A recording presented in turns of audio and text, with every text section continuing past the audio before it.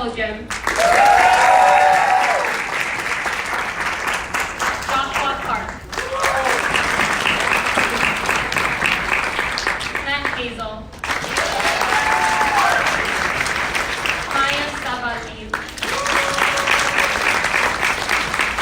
Syed Sarosh Hassan. Casey Lee. And lastly, Yoni Cohen Idol.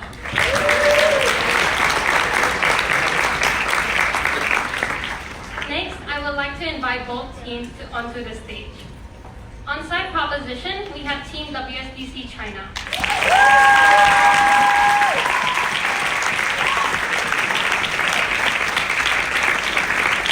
Speaking first, we have Lyndon Lee.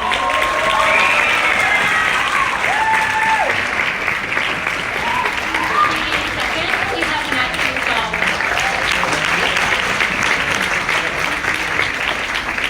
Speaking third, we have Sunshine Chen.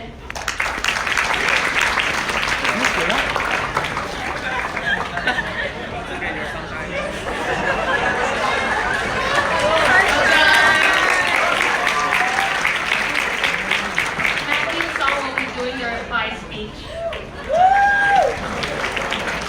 On sign opposition, we have WSDC Malaysia GG.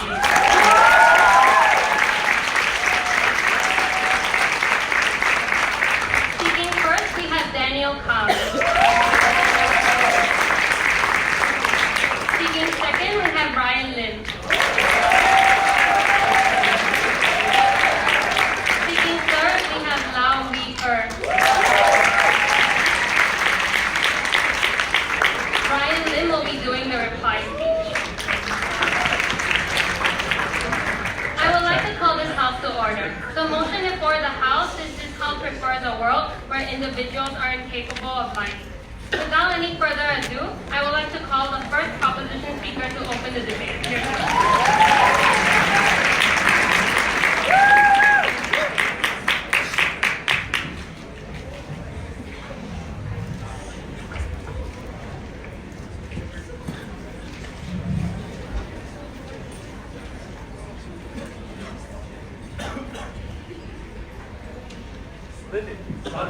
예, 여기 있습니다.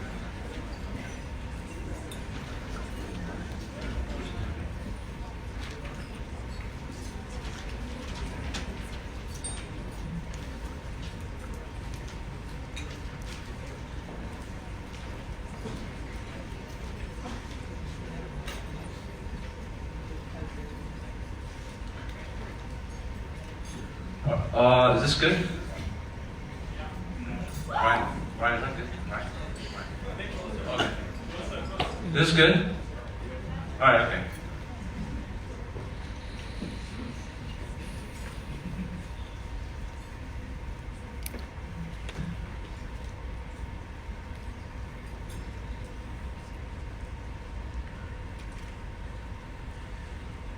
Every time one individual tells a lie, that's when it becomes far more acceptable to distill the truth. The threshold of that has decreased, and it's led to massive amounts of abuse by politicians, religious leaders, corporate powers, and also people that exploit the legal system as a result. We think it would be a far more preferable world in which this did not exist as a social convention, which is why we're proud to propose. First of all, what is lying? Lying is the action of deliberately saying something false, contrary to what you believe is the truths. So given that definition, what do we think the world on our side looks like? 4 things. First of all, people do not have to say everything that they think. You might think the 3 of us on stage look really dumb with our tom drum, but you don't have to actively make that explicit. Second of all, people will only believe and will still believe and say what they internalize as the truth. This does not mean that on our side people will be omniscient and all-knowing. So it is likely that people will still believe in certain powerful national narratives and also religious stories as a result too. No, thank you. Third of all, we think that on our side, society will develop norms that allow for people to omit the truth when it might be necessary for protection or feeling safe. There is already a norm that is extension of existing social circumstances to care for the people when you're asking them a question. So for example, on our side, if you ask someone if they're gay and they don't feel comfortable with that, they can omit and tell you and elect to not answer that question as a result. Fourth of all, it is likely on our side that there will be a widespread societal narrative that everyone knows that others cannot lie and that others are not lying when you have a conversation with them. Why? Because at some point in your life, it's likely that it triggers some emotional reaction where people will try to lie and you'll see them fall under pressure. So it's likely that we have that widespread social narrative and there's the belief that people are not telling the truth. So we're going to forward two arguments then. First of all, why in principle people deserve the truth, and second of all, why this leads to systemic abuse by a couple of nefarious actors. First of all, on truth. We think that most societal and political structures are premised on the ability to assess information. This looks like, for example, institutions of democracy, which we think are the most preferable systems of governments around the world. The reason why we have free press or other independent fact-checking mechanisms trying to converge towards the truth is because we think that when people have correct information about governmental policies or the different actions of politicians, they're able to properly assess and make choices that are meaningful towards them. The problem with the widespread social perception of lying is that it curtails freedom and prevents us from accessing other freedoms. This looks like, for example, a pastor in a church telling that you have to pay massive amounts of money in order to get into heaven. Or politicians making campaign promises about, for example, like reducing immigration barriers, only to renege on those promises and eventually worsen immigration deals. This denies access to people's choices, and when people are not held accountable to that, that is a principle wrong. This might seem like a counterintuitive principle, but that results from the fact that lying is normalized, and we change that on our side of the house, and that's why we prefer that. Oh, no, thank you. Second of all, why this leads to systemic abuse. There are many lies that might be nefarious, for example, religion or many other tenets that religion preaches or what politicians preach. But these lies all result from original individuals that knowingly tell these lies for politically convenient purposes. No, thank you. The military soldiers in Myanmar, for instance, that prosecute immense amounts of harm against the Rohingya Muslims might believe that Rohingya Muslims deserve that, but those all result from military generals who construct these lies and prosecute war as a result of that. This also looks like religious leaders, for example, constructing the idea or lying you need to pay in order to get to heaven. Politicians also have incredibly large instances of lies that often have large scoping implications. This looks like, for example, Trump's denial of climate change despite the credible evidence that it does exist, or lies about the fact that Iraq had weapons of mass destruction that justified one of the most unjust wars in terms of intervention there. Lying creates a couple of perverse incentives, but before we move on, yeah, sure. During World War II, all Germans were mandated by law to turn over any Jew they knew to Nazis. Instead, a lot of Germans chose to hide them within their homes and chose to lie. In your world, lying is impossible. You need to answer why the truth and only the truth is an absolute good, no matter the circumstance. Do not be convenient is the way. Okay, yeah, I just told you why the truth is an absolute good. I'll analyze the instances of World War II and that stuff later in legal systems. Alright, first of all, on incentives. We think firstly that this creates a race to the bottom and a distillation of truth. The reason why the truth has been incredibly doubtful is because politicians are always able to lie in response to other politicians. The distillation of proof in the United States, for instance, is based on the fact that you can tell lies in response. And that creates a race to the bottom to create the most politically convenient lies as a result. Second of all, people know that they can get away with misinformation. The reason why is because lying is weaponized by fact checkers. In a world in which you know that everyone can lie, you tend to believe the individual that you trust, and you can call other individuals liars. This looks like the American political system, where you're able to where Trump is able to tell lies and tell even stronger lies, and to diminish his critics as mere implications of fake news. So, lying can be weaponized as a result of that. We think we lead to a couple of benefits across three different realms. First of all, on politics. Given that we've characterized that conflicts and stories and harmful narratives result from particular individuals, conflict premised on harmful lies will be stopped at the top because individuals and generals complicit in creating those lies cannot lie anymore. So when generals prosecuting war in terms of intervening in Iraq cannot say that they are doing that for unjust reasons, when military generals in Myanmar cannot make these lies up, it is far more likely we stop those conflicts at the root and prevent individuals from believing these narratives as a result. No thank you. Second of all, in politics, we massively decrease the distillation of truth by reversing the race to the bottom by creating a race to the top. So, when a politician lies now, it is likely that their critic can ask them specific questions that prod them towards the truth. So when someone lies, you can ask them a specific question about policy that elicits a more truthful response. Then the competition then comes as to what can you provide the most truth, who can provide the most truthful truth, given that you can no longer lie as a result. So we think we are far more likely to stop the unjust politicians, the manipulation of people's thoughts in a way that has political manipulation. Second of all, on legal systems and corporate power. One of the largest reasons as to why murderers or rapists are able to get away scot-free is precisely the reason because you can tell lies in court. You might be subject towards an oath, but the problem is people do not know whether or not individuals are lying, and there can be the breach of that oath. We changed that because it means that when you are under an oath, and even if you try to make a lie, it's likely that you cannot do that because you'll feel massively uncomfortable as a result of this. It means that witnesses can actually tell what they say and not be paid off in terms of hush money or non-disclosure agreements. And it also means that suspects are more likely going to be held accountable as a result. Second of all, we massively decrease corporate abuse in the status quo. Corporations like Nike and H&M have involved in incredibly nefarious practices, like the pseudo-slave labor in developing nations that leads to more effective profits. They have been able to lie to that and to deny that exists. But when corporate executives feel uncomfortable about that, we think that's far better on our side of the house. Finally, on religion. It is unlikely that we'll take away religion on our side of the house, but it's likely that we're going to change that in a hierarchical structure by changing the structure of religious leaders. If religious leaders can no longer construct new lies beyond what people already believe and claim the legitimacy to create lies that actively harm people, that is when it's more likely that it becomes a far less coercive institution, and we improve the institution of religion as a result. It might be that on our side people's feelings are hurt, or if people's feelings are hurt on individual levels when they cannot tell lies. But these impacts from politics to legal systems to religion literally affect everyone on this planet, so we think we access that impact. So, to prevent the distillation of truth and to prevent systemic abuse, proud to propose. Thank you. Speaker spoke for 8 minutes and 10 seconds. 810. I thank the first proposition speaker, and now I'd like to recognize the first opposition speaker to open the opposition's case. You're here.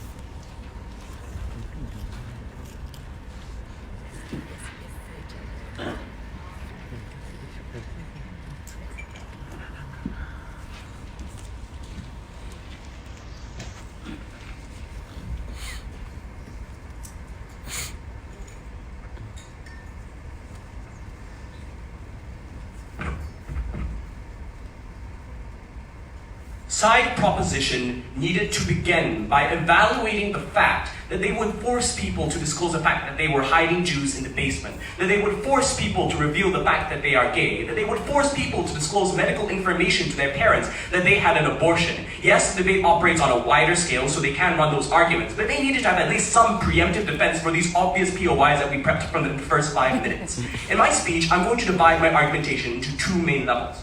Firstly, why principally people deserve the right to withhold information and protect their own well-being and security. And secondly, how their role would suppress reform and revolutionaries that created all the structures we're talking about, like democracy, like the ability to prosecute criminals, like the ability to hold generals accountable in public forums. If we show how those all in a retrospective world that is entirely broken, we win this debate. Before I get into that, let's just deal with some brief clarifications and some rebuttals.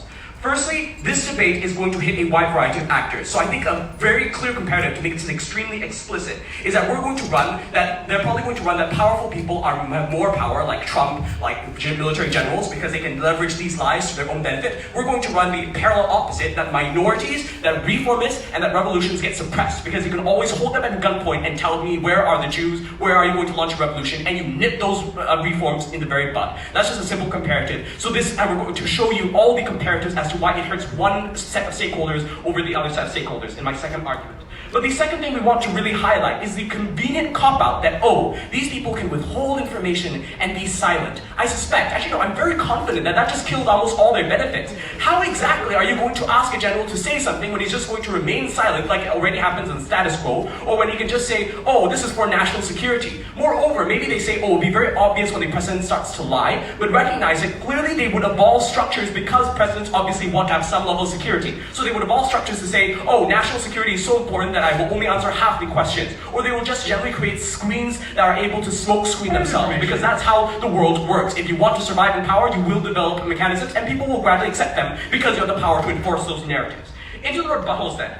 Most will be integrated in my comparatives, but before I get into that, firstly, they tell us that access to information is necessary to make good choices, a great generic argument. But recognize that the premise of that argument is that you should have freedom and the ability to make positive decisions for themselves. So the question is, who reaches that goal better? We do. Why? Because recognize that the idea of perfect information is limited when it hurts people. It's why we tell the NSA to not look into my phone. It's why we say that girls should not disclose that they had an abortion to their parents. Because obviously there are limits, because that hurts their outcomes and the positive choices that they could make for themselves. And ultimately we say that they need to show us why exactly third-party harm does not limit that absolute right to information, rather than creating an absolute that simply will not work in this particular circumstance. The second thing that they want to tell us is just a miscellaneous rebuttal, is that religion and flat earthers are going to become far more rampant. Look, this is clearly dogma, right? Like the vast majority of religious believers, including myself, even though I know I'm an idiot, but genuinely believe that there is a God. And even though I'm idiotic, I still believe it. That would not change on their world. They should actually contextualize it in the real debate, powerful versus powerless.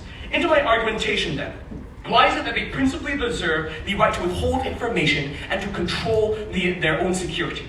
Recognize that their burden is to defend every circumstance of lying and prove why every circumstance is immoral. So that ours only allows for both. It means you can tell the truth to the people you consent to, but you can lie to the people you don't consent to. So ours already has a principle uphill because we're able to take both benefits. Into the analysis then. A. Recognize people have no control over their emotions, over their first impressions, and over their instincts. And that all the retaliation they face for these thoughts hidden inside their head is something that will directly compromise their well-being. Recognize it is arbitrarily imposed whether I'm an angry individual. It is arbitrarily imposed whether my personality is going to never change no matter how much I go for therapy. And that if I have a negative impression of people, it will never change. My entire team knew I was ugly the second I stepped into that room. But they would never be able to, if they immediately told me about that, that is something that would immediately hurt me and that would hurt their reputation as well. It is good for them that they were able to hide that sort of information because it's a necessary part of their personality and it's a necessary part of my facial features. But we want to highlight, right, that because it is immutable and because it's allotted arbitrarily, it means that you should not force people to suffer based upon those ideas and those instincts that they cannot necessarily control, right? We see this in how we do not punish people for their genes just because of their race. It's similar to how we ensure that there's privacy online and that your parents cannot always look at your Facebook account, right? These are the sorts of basic things that we ensure that you can have control over your life when you know there could be retaliation against you. We say this is the only mechanism of defense. They need to show to us what mechanisms or mitigation there is available to these individuals who want to protect themselves because there could be retaliation, and there often is, right? Like it could be just daily interactions and my stupid jokes about my face, or it could be large-scale things like the Jews and homosexuals. They need to defend both immediately. The second argument, and this is the one that is going to be far more impactful. This is the one where I'm going to go deep into the retrospective, because we think that they never really showed us how exactly the world would information within this structure. I'll take you before step 7. A, we want to clarify that obviously this debate is going to divide into two sets of stakeholders, as I already told you. How the powerful are protected by lies, and on our side, how the powerless are protected by lies. But we want to highlight that. If that's going to happen, then it has to be comparative. It can't be just them listing benefits like they wasted in their PM speech. It has to be comparatives of which one is structurally more empowering. The first comparative we're going to offer you, we're going to tell you right off that 99% of people are not massive governments, are not military generals, and are not criminals. So generally speaking, we think just in terms of pure numerical value, that's more valuable overall. Secondly, we want to highlight that forcing out the truth is rarely effective against the powerful, while it's almost universally effective against the powerless. We want to highlight that if you ask a military general to disclose things, he'll just keep silent, as they literally conceded, and that presidents will develop mechanisms to evade press releases, like using the word national security. And even if you think that people will be suspicious, well, they'll just enforce it through power because they have to survive that way. It's their only self-incentive. So in retrospective, they will create mechanisms to defend themselves. The comparative is that the minorities are universally oppressed because they do not have militaries to protect themselves. Yes? Under your side of the house, how exactly does this general look when people say, so are the Rohingya actually attacking us? And he says, no comment, that's a matter of national security. Look, at the point in which in status quo, we literally know that the Rohingya genocide is occurring and the generals just keep silent, that Aung San Suu Kyi keeps silent, or he potentially doesn't know, it doesn't particularly matter because we obviously know that there is a problem and that they are obviously lying. So even in those particular examples, we think that you're being excessively convenient, that you've literally crippled your own benefits. We just want to expand that second comparative then. Minorities have no defense mechanism. They do not have power. Like, that's just the nature of being a minority and powerless, which means you cannot evade lies, which means the powerful are the ones who are able to mitigate all the harms of never being able to lie, while the minorities will always have to reveal their base of operations, will always have to reveal the fact that they are gay and that they will be immediately imprisoned. They cannot evade. They do not have structures to support them if they want to evade. Ultimately, they will be disproportionately enfranchised. Now, obviously, it's a scale. Obviously, powerful people will get away on a scale, but we think that the scale of harm against minorities and reformists is severely worse. But the third and the biggest comparative that takes out all the benefits about democracy and public forums, we want to highlight that in a retrospective world, you are going to nip every revolutionary in the bud, every reformist from the very onset. Why is this the case? Because the second people start thinking about an idea of democracy against the monarchy, somebody will hold them at gunpoint and ask, where are you holding this revolution? Where are you going to throw the tea bags? They will immediately be able to arrest you. The second you start to launch a civil rights movement, they're going to point a gun at Martin Luther King Jr.'s head and say, where exactly are you going to start this revolution? How do we nip you in the bud before more people fight out? What that means is that every structure of reform is going to be shut down. It means every structure of democracy will be shut down because this is a retrospective debate, so they have to defend why public forums and interviews would still exist. Ultimately, the world would be transformed. They need to actually deal with the real context. Proud to propose.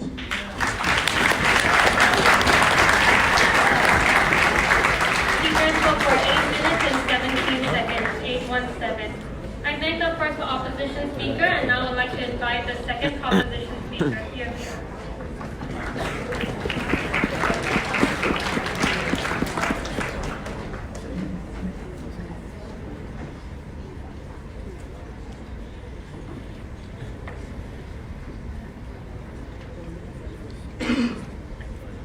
Is this good? Higher? Good? Good? Still? Okay. Panel, there is a trade-off in this debate. We admit that in some cases, people will be harmed. We admit that you may have to tell someone about something that you did not want to tell them. However, when you are considering that some people will be harmed on both sides of the house, the question is, to what scope are we harming how many people? We told you on our side that we can prevent some of the most atrocious things that have ever happened in history. The colonial lies that split up people in colonies and caused the Rwandan genocide. The lies that Hitler spread, knowing that Jews weren't evil, but spread knowingly under their side of the house. The crusades that were actually enacted for political reasons, but justified to the public for religious reasons. The Rohingya crisis, the Iraq war, climate change that will end humanity as we know it. These are all things that we prevent under our side of the house. So if that is the trade-off that we have to make, we will have to make it. We say that this debate is not about omission.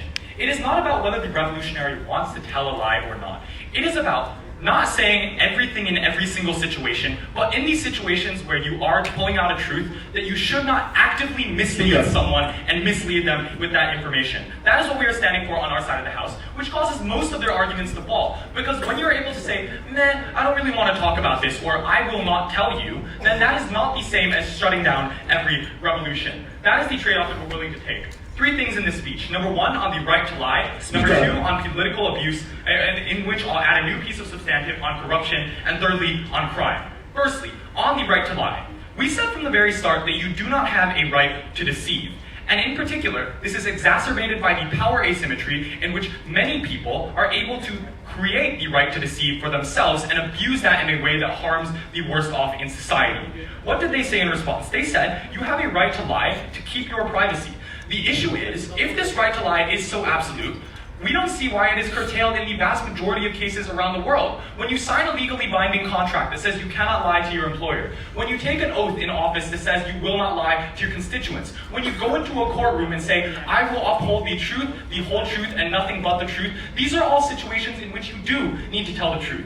Crucially, therefore, the comparison is not you tell the truth in some cases under their side and you only tell the truth under our side of the house, but that under their side, people can always lie because they always have the option of lying, and therefore, we would say that the right to deceive is less important than the right to truth. Why is this the case? Because, as they already mentioned, the right to truth is manipulated by the powerful already in the status quo in a way that disproportionately harms the worst off in society. So again, this is a question of how much that harms the worst off. They gave you some impacts. We gave you what we contend to be far greater impacts. And again, This is something that affects how people live their lives. The examples that Lynn gave were not engaged with at all. When someone tells you that you have to donate your life savings or else you will not go to heaven, and they know that they are lying, they are abusing you. When someone tells you that you must vote for this party because you must protect your national security, they are lying, and that harms you. That's something that they never engage with under their side of the house. But secondly, and most importantly, on political abuse. Before that, yes. The materialization of all your harms aren't premised upon the prerequisite of a lie. Your harms will still occur because systemically,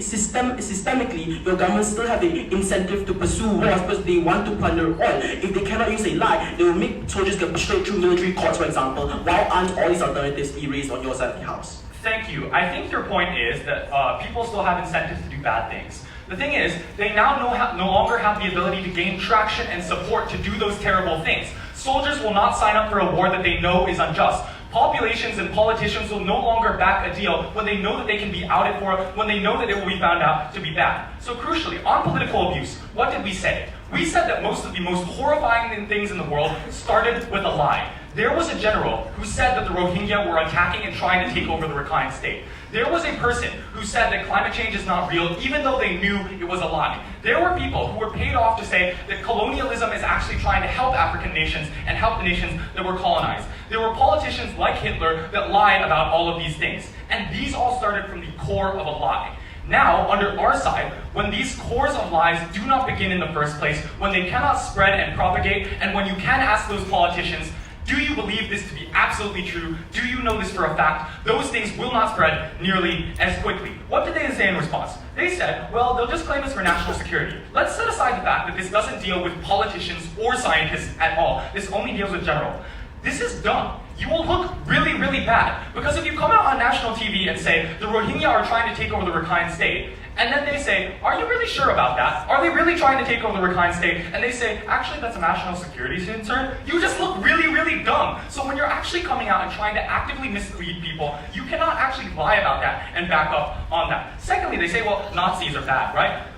I say that the Nazis are far less likely to have taken power in the first place. If Hitler was not able to spread lies about the Weimar government, or able to spread lies about Jews that he knew were lies. Hitler didn't actually have a problem with Jews. He had a cousin who was Jew who he tried to marry. That was the problem with Hitler. He was actually just trying to gain power. The second thing is that, there are different answers, right? So, when the Germans march up to your door, you can be like, okay, look around if you want. There are different answers that you can give. You can omit this information, and if they're going to sit around and stay so long that they're going to ask you 10 different questions, they could have just raided your house anyway. No net harm there. Finally, they say revolutionaries will be forced at gunpoint, and this is literally one of the most ridiculous things I've heard in the tournament, right? Revolutionaries being forced at gunpoint to reveal information is same on both sides because they are at gunpoint. What happens under their side is you keep them at gunpoint, you go to the location that they tell you, and if it's wrong, you shoot them. Under our side, they will say, I won't tell you, and then you shoot them. It's the exact same, so there's no net harm. Again, their point doesn't make any sense. So finally, in terms of corruption, right, this is a very important point.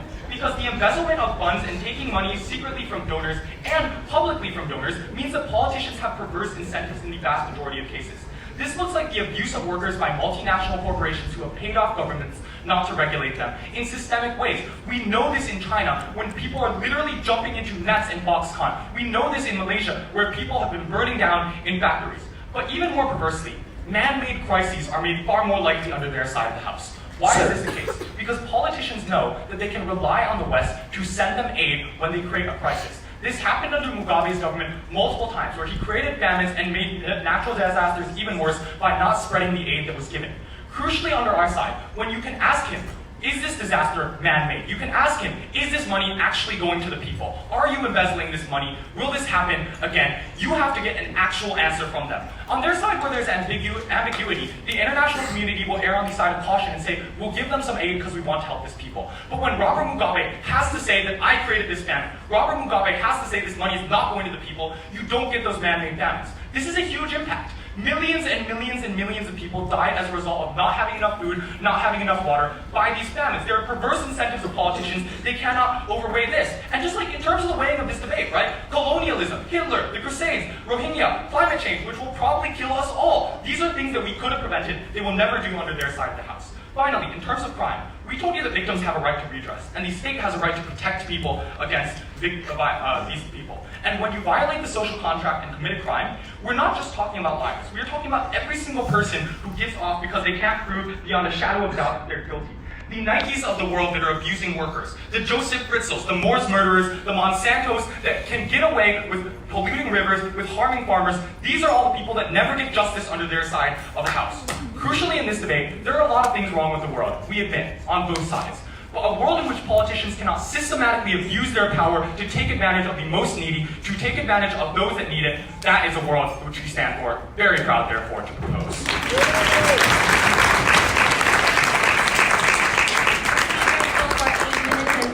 Seconds, 815. I thank the second opposition speaker and now would like to recognize the second opposition speaker. Here, here.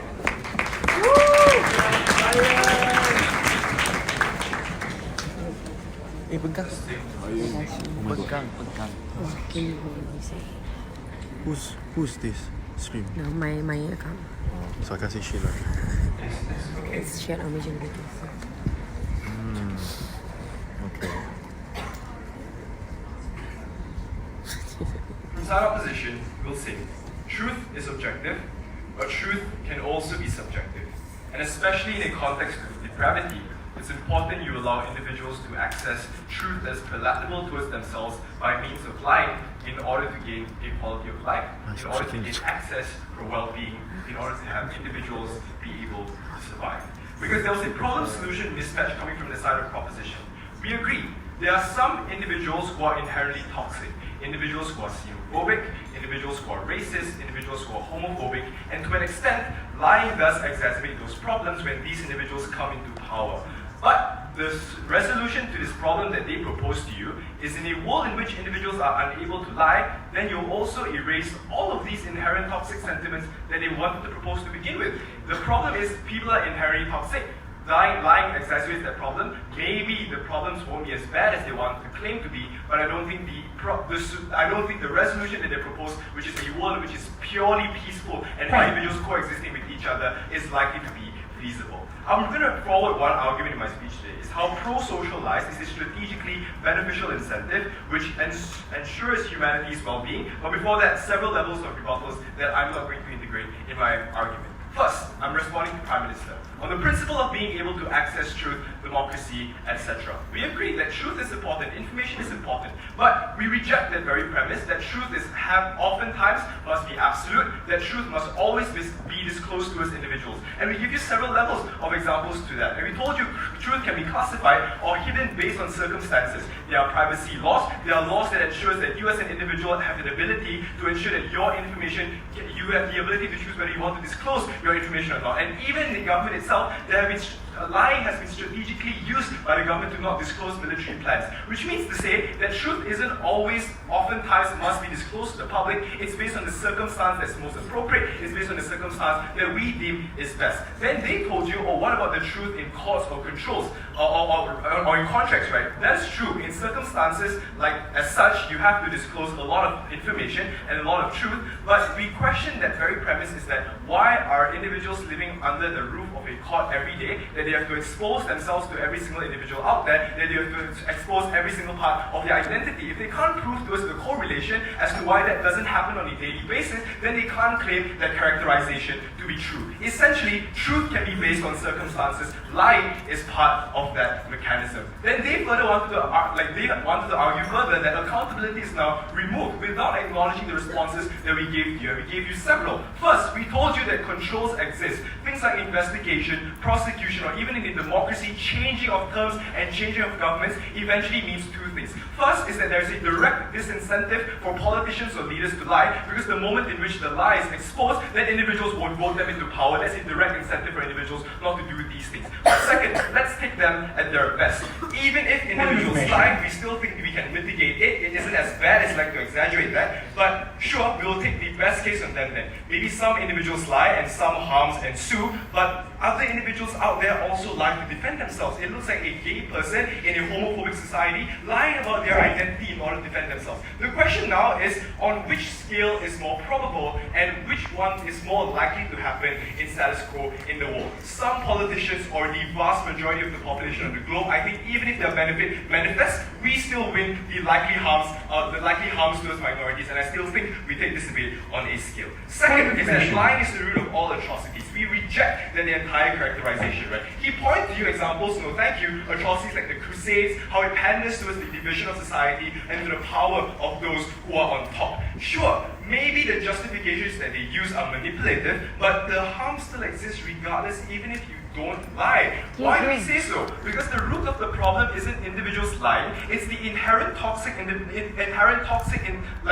sentiments of individuals that inherently want to oppress individuals. In the appetite, maybe they use the Bible to justify racism and to justify white supremacy, but even in the context of them not lying about the Bible, the sentiment of racism still exists. Yet their claim is the moment in which leaders can't lie and racists can't lie, then we abolish racism to the fullest extent. Like, how does that even make sense, panel? Logically, it doesn't. It's not a reasonable burden for us to propose. But secondly, even in the context of lie, we've told you why filters can exist. But thirdly, we told you that if all of these traits are inherent, like racism, like homophobia, like individuals who are inherently discriminatory, we can't solve that by just removing lying, because lying is the only self-defense mechanism that you offer to the oppressed, to the discriminated, because in other words, they have absolutely no alternatives and they are shackled by the world of discrimination that they live in. But before I move on, I'll gladly take a POI.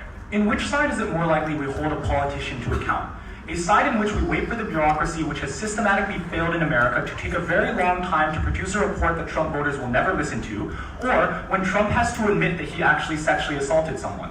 Yeah, in your side, it's more likely a politician will be held accountable, but you need to tell me why is that in scale weighs a lot more in comparison towards the entire globe trying to defend themselves. We conceded that some politicians will be harmful, but that has to be judged based upon a scale of harm and a scale of benefits, and we still win that scale. Let's talk about my argument that pro-social lies is a strategical beneficial incentive which ensures well-being of society. We'll give you 3 levels of this. First, we say that truth is not a privilege that everyone can enjoy. It is limited to your capability to cope and adapt to your circumstance. And we're going to give you several examples of this. First, the truth of starvation oftentimes is oblivious towards a rich individual because that person is entrapped in a cycle in which that person can access a lot of resources and a lot of food. The people who are rich are unaffected by the truth of starvation. Second, the truth of religious policing, it's only the minorities that are harmed because the people who abide with those religious laws will necessarily not be harmed. Third, the truth of racism, in some cases, racial minorities will be harmed. And this essentially means that all of this is inherent and it's not about lying that makes it even worse. Lying does make it worse, but in the absence of lying, it doesn't take away that harm anyway. B, we would counter-prop this by saying that lying allows for individuals to craft the most palatable version of truth, and this may be for purposes of solace, for purposes of survivability. In the context of a homosexual, in a homophobic society, lying about their identity is probably the only way in which that person can self-actualize, can ensure the survivability of this person. Because in their world, they would force individuals and they will coerce every single person to literally expose every part of your identity, some things that may be palatable towards other individuals, a lot of things that may not be palatable towards other individuals also. In that case, recognizing all of those inherent toxic sentiments that they talk about in humanity, what is your counter-prop for a self-defense mechanism for your minorities? We never heard a single response from that. For a poor person, it looks like lying to their children that they could possibly survive or they could possibly find food in the future. It allows them to continuously survive. But notice that this is not the only context that this debate applies to, because lying isn't just about people who are in situations of depravity, it also applies to us on a day-to-day basis. It looks like when you have a rough weekend, when you fought with your family and you had a really, really bad day, lying allows you to step out of that toxic cycle because you can tell yourself it wasn't that bad and I'm still able to move on from myself. This benefit of lying, pro-social lying to be specific, isn't only beneficial towards minorities, it's also beneficial to literally every single citizen on the globe in terms of facing conflicts, in terms of facing depravity. I think that's important. But recognizing that individuals are uniquely different, it is important for us to give that choice to them. If truth is important and some individuals choose confrontation, then that person will choose to do so. But it's important for us to allow the choice for individuals to want to opt out of situations that could possibly make them uncomfortable and could possibly threaten them. Choice of lying is important. It is not necessarily good, but it's an absolute benefit that we can defend on the side of opposition. Thank you.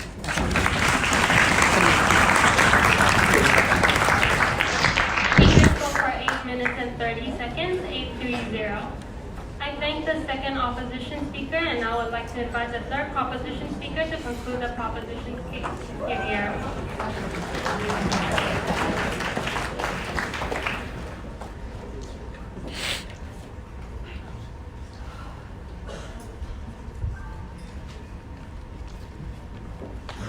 Can you guys hear me?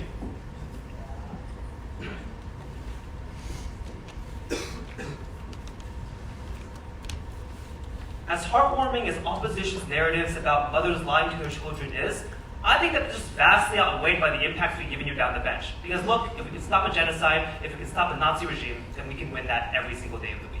I'm going to talk about three things. Firstly, do individuals deserve truth? Secondly, weighing powerful people being affected by this versus minorities being affected by this. And finally, who gets a better world in weighing of impacts. So let's first talk about the principle in this debate. We told you that the basis of any society was premised, and the basis of society and any of our fundamental freedoms is based on the ability for us to choose and make informed decisions, which can only be done on our side of the house. Their responses down the bench has basically been one line, which is that information can be limited when it hurts people. Look, we agree with this, but this isn't actually responding to our argument, because this isn't about limiting information. Lying is about deceiving people. It's about claiming that the falsehood is the truth and saying that you should make your decisions based on that falsehood, which I would say is not withholding information. It's giving people wrong information, so that entirely breaks down their case. The second response they had in their counter principle was that thoughts are arbitrary, therefore we shouldn't punish people for thinking those thoughts. Yeah, on our side of the house, you can still stay silent. We're not saying that you have to vocalize every thought you ever have in your life, and that was clearly given in our PM. They did not respond to that. At the end of the day, we clearly beat them out on the principle because they did not respond to it in any meaningful sense. Second question then, let's talk about the weighing of powerful people versus minorities. On our side of the house, we told you that powerful people are massively able to instrumentalize lying as a weapon to cement abuse. They gave a few responses down the bench. The first response they said was that powerful people can create mechanisms to protect themselves. When we interrogated them on what these mechanisms were, they stayed silent. Because we told you it would look really, really bad if all of a sudden you just denied everything under the pretenses of national security, because people tend to get suspicious when they think that you aren't telling them the whole truth. But secondly, we told you that this policy is something that allows us to pierce those mechanisms for the first time. Because lying is what gives the powerful the ability to cement their influence in the very first place. The question that at the end of the day is where do powerful people get their power from? They get it from individuals who buy into their narratives, not from some magic orb of power they store in their basement. And people are the ones who hold these individuals accountable. The problem is, when you give these powerful people the ability to lie, this is what allows them to turn people against their own interests. We've told you this down the bench for a number of reasons. The first reason why is because lies are often self-propagating by nature. That a single comment you make on a Twitter feed is what allows people and audiences to start chanting that you should send individuals back to their homelands. And secondly, that the knowledge that other people can lie is often weaponized. So when you try to get fact checkers, when you try to get virtuous people calling them out on their BS, they say, no, those are the liars on their side of the house. Those are fake news people, and we should not believe in them. And naturally what that means is that mechanisms of accountability break down on their side of the house. Their response basically was, well, these toxic sentiments will always exist no matter what. But here's the problem. People aren't born racist. People aren't born bigoted. They aren't born hating other people.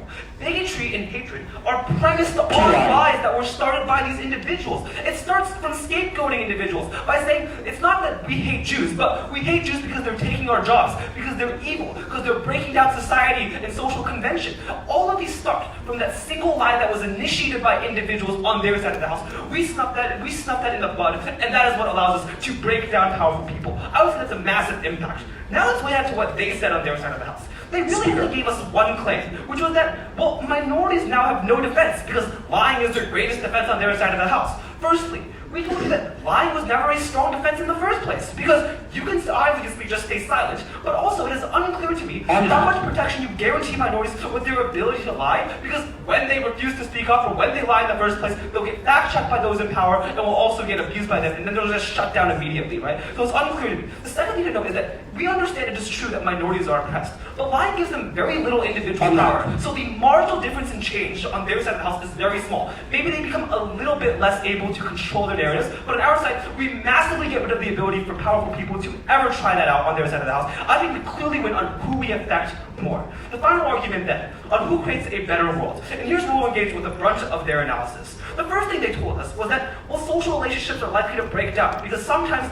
white lies are necessary. I just want to weigh the impact of small, trivial white lies versus everything that happens when you have the capacity to lie. Because I would posit to you that lies and the doubt that someone may be lying to you are what makes relationships break down. The fact that you think that someone might be cheating on you and that they're holding information away from you, that is doubt that surfaces, not because you know they're lying, but because you're suspicious that they might be lying, which is crucially only available on their side of the house when people don't have that trust in each other in the very first place. I would say that breaks down relationships even more. The second response we had, and the second thing they then said was that minorities are affected. And ultimately, we told you that their illustrations of a gay person being forced to reveal their identity, firstly, didn't engage in the case that we gave you because they would just stay silent. But secondly, I would say that we massively outweigh this for a number of reasons. Firstly, because minorities are affected far more by abuse of powerful people than the marginal ability for them to dictate small narratives in their life. But secondly, if they want to talk about the scale of harm, let's talk to them about the scale of harm. We told you a few things down the bench.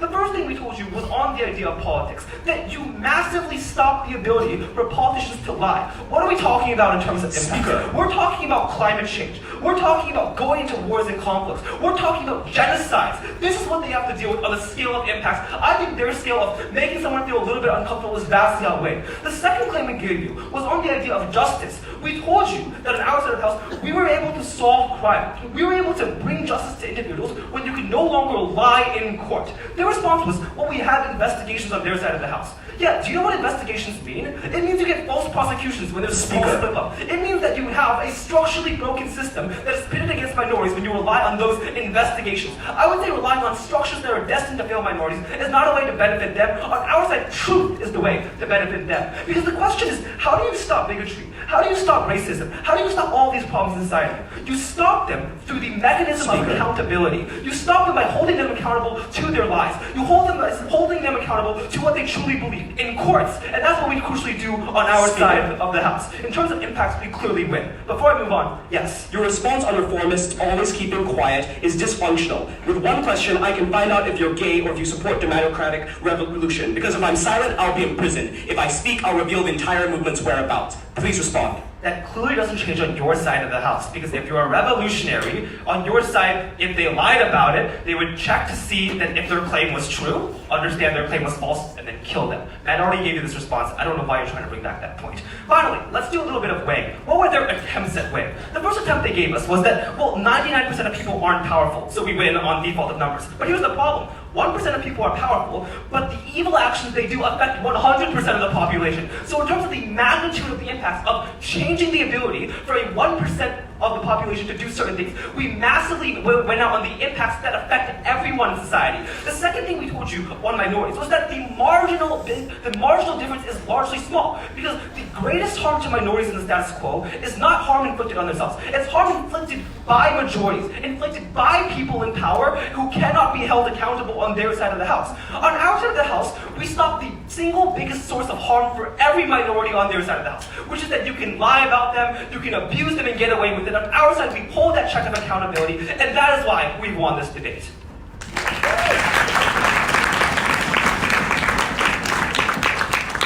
Speaker spoke for 8 minutes and 2 seconds, 8:02. I thank the third proposition speaker, and now would like to call upon the third opposition speaker to conclude the opposition's case. Here.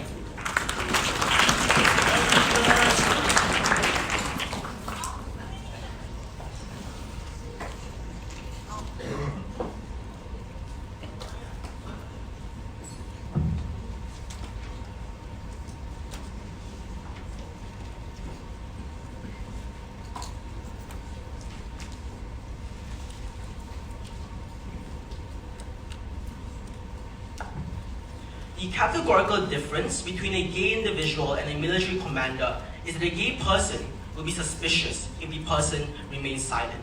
But a military commander isn't affected by the way in which society perceives his action of keeping silent. if he says it's for national security, more likely or not, the patriotism within society will buy into a narrative and say, it's okay, we don't need to regulate you, and we don't need to have a check and balance. Categorically, what they needed to answer was the capacity of individuals to preserve self-defense and preserve their very sanity at the point at which you recognize the power asymmetry between the two stakeholders both sides prioritizes in this debate. That's the reason why they lose. But first, a very huge strategical mistake that side government wants. In an attempt to preemptively solve our problems, they say individuals can omit issues and thereby you won't have problems of gay individuals or minorities being harmed. If that is true, the very same factor will apply for military commanders and all the very same harms you will have on your side of the house. But here's the first choice solve, which is on all the spectrum of harms they want. The first, on corporations. I don't think that it is true that people at the point at which you lie are not aware that Nike has sweatshops.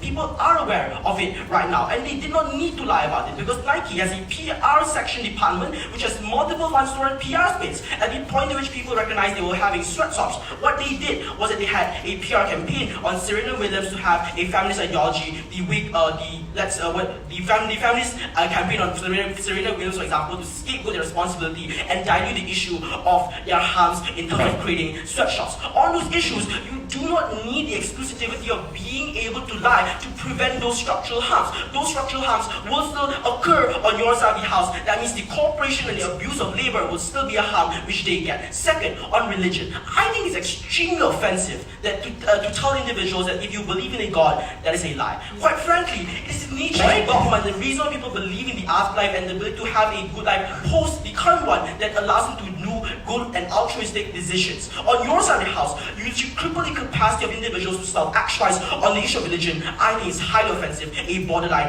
equity violation. On the third issue, on politicians, quite frankly speaking, you know how convenient this stance is to only focus on Trump. But I think the very fact that we are all aware that Trump has lied, that CNN has talked about those lies, that The Economist has explained why it isn't structurally true, means there is a counter-narrative, which is the first main question we need to answer.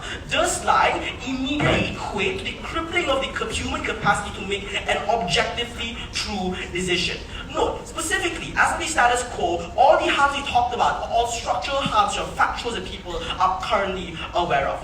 What does this mean? This means that individuals, after knowing of said information, are able to make an objectively right decision to remove aid from the provision of aid to Mugabe at the point which journalists entered that area and realized that Robert Mugabe was misappropriating that form of aid. What does this mean? At the concession, the second biggest POI, that bureaucratic systems are inherently slow and ineffective, means that they do agree to a large extent that those harms can be mitigated and can be resoluted on our side of the house. What then is the one exclusive thing they still have remaining after three speakers? That the time frame from the point in which people discover a lie and make a good decision after that is the time frame of moral abhorrence. Note there are two ways they impacted this. A, there is a moral abhorrence to subjugate individuals within that time frame. We don't think this is mutually exclusive because on their side of the house, they still subjugate minorities to have answer questions in which they would feel uncomfortable to answer. Even in their best case scenario, they force individuals to take up uncomfortable positions and to force themselves to answer questions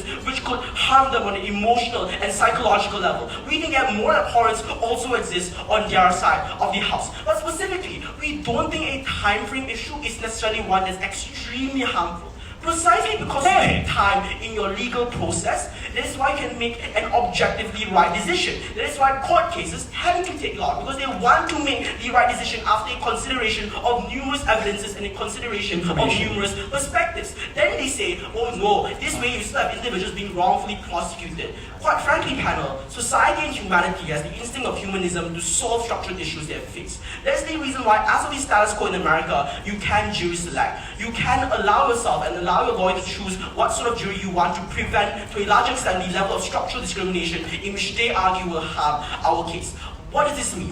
This means all the harms they want to argue in all three speakers has been largely mitigated, the impact of which is extremely marginal, which leads to the comparative and the comparative of stakeholders to prioritize. On ours at the House, we talked about gay minorities and minorities who were forced to answer questions in which would literally harm their position. On ours at the House, what they failed to answer in terms of nuance was the power asymmetry that exists. That you being forced to tell about your position in terms of a stronghold will mean the literal dissolution of your entire revolution. On your side, if you're allowed to omit such information, you incur the very same harm. But if you assume that your military commanders are able to answer this information as a factual on your side, House, there could be structural reasons why, then you must also concede to deal with the comparative that your minorities and your revolutionaries must also be forced to answer their very same question without any structural analysis as to why they must necessarily answer it. Which means all the harm that Daniel and Ryan talked about will materialize. You will literally crush revolutions and you crush the pursuit for social equality. Which leads on to the nice third issue. In which world are social equalities will be solved? On our side, the House, but specifically, what's preferable, for Robert Mugabe to not construct a famine in the first place on the basis of lies, or to retrospectively rely on statistics after millions have already died? Yes, so this is the issue I'm talking about. Are those same structural harms of discrimination still going to happen? More specifically, China, that lying isn't the prerequisite to all these structural harms from happening. You still have the very same sentiment of dislike towards particular minorities because they're a foreign entity, because you don't like the way they are in terms of maybe their skin color when you're at that time frame. Which means you still have people which might have a legitimate reason, which isn't a lie, to hate and discriminate against other individuals. So under that circumstance, you still have a galvanizing force of people to institute harms against minorities on your side of the House. But the one nuance they bring to us is that, oh no, it won't gain traction. Panel, the reason why genocides happen is because they are based upon a majority. A majority oftentimes believes in the very same things and believes in the same prerequisites, i.e., I don't like this individual because they're a foreign entity, and I generally don't like the way the person interacts with me, for example, and those very same reasons still exist on your side of the House. Maybe we get some altruistic individuals being lied to, but the instances of these individuals appearing are one that are of extreme minorities, and the impact of these individuals won't immediately influence your capacity to stop an entire genocide on your side of the House. That is the comparative that you fail to win. Ultimately, this debate boils down to a simple question of in which world are we more likely to have a structural resolution to minorities and the harms they face. On our side of the House, we told you that the only reason why minorities are able to achieve equality as of the status quo was because they were able to make objective decisions by choosing that at that point in time to lie, to self-preserve. Under their paradigm, they cripple the capacity of minorities to make that objective decision to help themselves and to aid their future. We think that alone is a moral abhorrence. So in your first speaker, say that you will make a trade-off and you will absolutely take the fact that some minorities will be harmed in comparison to resoluting a structural problem which you fail to tell us structurally why it will necessarily be exclusively solved on your side of the House. We think that's a strong disregard of the most important stakeholder. On your side of the House, your people still have power to escape responsibility. On our side of the House, the very minorities who lack power must, and on the necessity, be able to access lying. Because that is their only mechanism in which they are able to protect themselves and survive. We are very proud to oppose.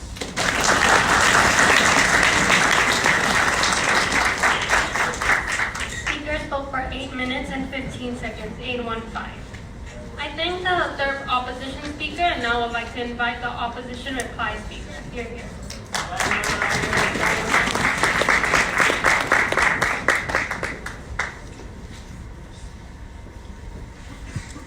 Truth skews towards power. Because a world where truth solely exists, there are those who suffer will be those on the end of the stick of that truth. It looks like minorities in which that truth doesn't favor. It looks like individuals who suffer from the very force of reality. In my speech, I'll ask two questions. First, what is the nature of lying? And this is rather a big clash as to how this lying is going to work on this debate. Second, on which side protects minorities best, because that's essentially what they wanted from the side of proposition also. What is the nature of lying? From proposition, we heard several levels of characterization, which sounds persuasive, but not necessarily true. Because they told you that lying is manipulative, but in the same breath saying that not disclosing information is also all right. But we question that very premise. Why? Because not disclosing information is also a manipulation of truth in itself, because you are saying that I don't know what happened, and hence you chose to not disclose information. information, that statement by saying, I don't know what happened, or by simply staying silent, is a lie of reality, and is a essentially skewed version of truth, which essentially puts it under a category of a lie, and they haven't yet to respond on that. But secondly, in response to that, they said information must be disclosed at all times, and in order to illustrate this, they say it's important that truth must be disclosed in terms of courts when individual signs contract, which ensures an environment and a circumstance of full disclosure, because all of their benefits hinge upon the ability to prove that individuals will fully disclose information. If that is true, then why are they still allowing individuals to withhold information? Like, if all your benefits revolve around individuals must disclosing truth, then I think the stance or the burden that takes that individuals can choose to withhold is inherently contradictory. Essentially, they gain no benefits, and essentially all of those benefits that they get will not be at its maximum extent. On its surface, it looks like a wash, but I would say they suffer the brunt of the harm even more, because leaders won't necessarily be accountable. You can't grind individuals because there's no interviews. You can't prosecute individuals because you can just choose to stay silent. You don't get the absolute truth, because apparently truth, and by not disclosing truth, that's also not a lie under the side. All of those benefits will not materialize. Which leads me to my second question then. Which side protects minorities the best? Because on the side proposition, they said, oh, leaders will lie about the issues and they clamp down on minorities more. We told you several levels of responses to it, to which we heard no response at all. First, we told you control in terms of prosecution, in terms of public discretion. There are laws and regulations that ensure that leaders who lie will be replaced and can be replaced. Second, we also told you that the nature of that lie itself is also up to public discretion, that not necessarily all of those lies are viable and believable by individuals, hence all of those harms that they want to talk about under that side is necessarily exaggerated. Secondly, because of this, there's also an inherent disincentive for individuals to want to lie, adding on to the amount of how hard is it for individuals to want to lie in the first place. But thirdly, we need to tackle the root of the problem, because the premise of the entire proposition is that lying is the main root as to what caused all of these atrocities to begin with. We agree, but we don't agree with the root of the problem. We do agree that lying as a manifestation itself caused a lot of these problems by exacerbating the harms, but in a world absent of lying, it doesn't remove the inherent division that exists within society. It looks like individuals thinking that they're uniquely different. It looks like individuals wanting to be exclusionary. Maybe they can't lie to get into power. Maybe they can't lie to harm individuals even more, but aggression still exists because people still don't want to include other individuals. That's a problem-solution mismatch. But in this case, in a world absence of lying, who's the people who are harmed the most? It's your gay minority living in a homophobic society. It's your minority living in a religious society experiencing religious policing. We say that the only way in which these individuals can access protection is through lying. And looking at this debate retrospectively, it's also pivotal to understand that revolutions arise by lies, by conspiracies, by individuals being able to plan that out. And the moment in which every single truth is disclosed, you also cripple the ability for individuals to find progression in society. Ultimately, you only harm minorities even more. They don't fulfill their burden. We're proud to take this debate. The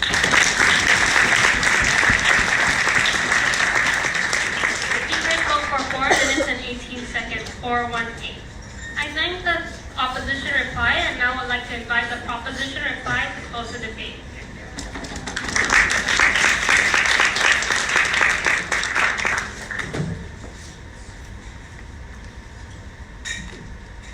Test?